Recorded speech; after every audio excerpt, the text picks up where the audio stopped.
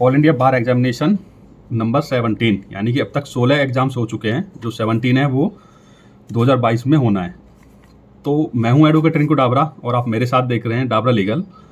अगर आप B bar council of India के एग्जाम की प्रिपरेशन कर रहे हैं तो आप हमारे चैनल को सब्सक्राइब कर सकते हैं और हमारे कम्युनिटी सेंटर में जाके आप अपनी प्रिपरेशन कर सकते हैं, क्योंकि हम डेली बेसिस पे क्विज डालते हैं वहाँ पे, जहाँ पे आपको क्वेश्चंस मिलेंगे और उनके ऑप्शंस होंगे जहाँ से आप अपनी प्रिपरेशन कर सकते हैं। तो आज हम बात करेंगे ऑल इंडिया बार एग्जामिनेशन 17 की, कि उसका सिलेबस क्या है और कब होगा तो भी सुप्रीम कोर्ट के जजमेंट के ऊपर डिपेंड करेगा, होगा या नहीं होगा, और होगा तो कब होगा, बट हमें अपनी प्रिपरेशन कंटिन्यू रखनी चाहिए।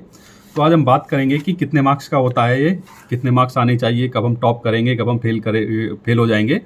तो अगर हम टॉप और फेल और पास की बात करें तो जो ये ऑल इंडिया बार एग्जाम होता है इसमें केवल पास और फेल लिखा हुआ आता है। ये टोटल 100 मार्क्स का होता है और इसमें से 40 मार्क्स लाने कंपलसरी होते हैं। अगर आपके 40 मार्क्स है तो आपका पास लिखा हुआ आएगा, 40 से कम है तो आपका फेल लिखा हुआ आएगा, और आपके 98 है तो भी पास ही लिखा आएगा। तो इसमें ऐसा कोई कंपटीशन नहीं है किसी और से, इसमें कंपटीशन है केवल आपका अपने आप से कि आपको पास कैसे करना है।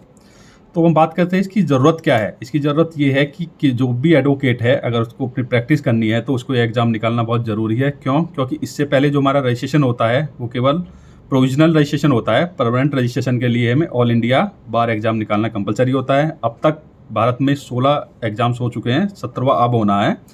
वो डिपेंड करेगा कि 2022 में ही होगा या 23 में होगा, देखते हैं। बट हम पहले अपनी तैयारी कंटिन्यू रखते हैं और हम बात करते हैं कि कितने क्वेश्चन किस एक्ट से आते हैं।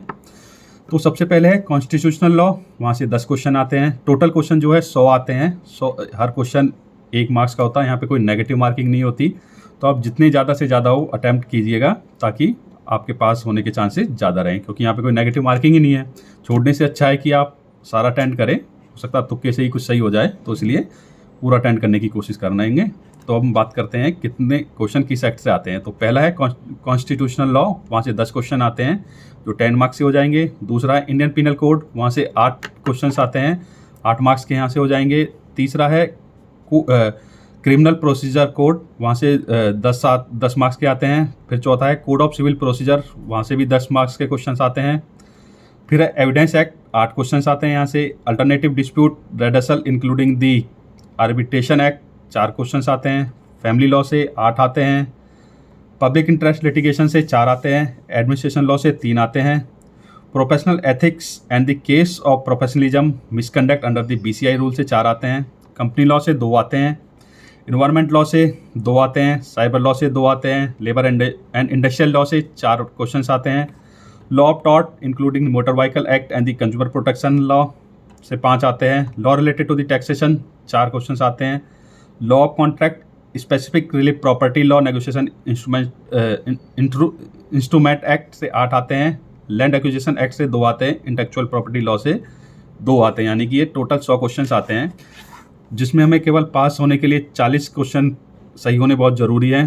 दूसरी बात, ये जो एग्ज़ाम होता है ओपन बुक होता है। अभी इस पर भी डिस्कशन चल रहा है कि ओपन बुक होगा इस बार या क्लोज बुक होगा, बुक्स अलाउड होगी नहीं होंगी, बेयर एक्ट्स अलाउड होंगे, नोट्स अलाउड होंगे या नहीं होंगे। तो बेटर है कि हम अपनी प्रिपरेशन करते रहें। और अगर आप भी बार काउंसिल के एग्ज़ाम की प्रिपरेशन कर रहे हैं तो आप हमारे चैनल को सब्सक्राइब कर सकते हैं और हमारे कम्युनिटी सेंटर में जाके आप डेली क्विज देख सकते हैं। हम डेली बेसिस पे क्विज डालते हैं वहाँ पे आपकी प्रिपरेशन के लिए, और आप वहाँ से भी प्रिपरेशन कर सकते हैं। धन्यवाद।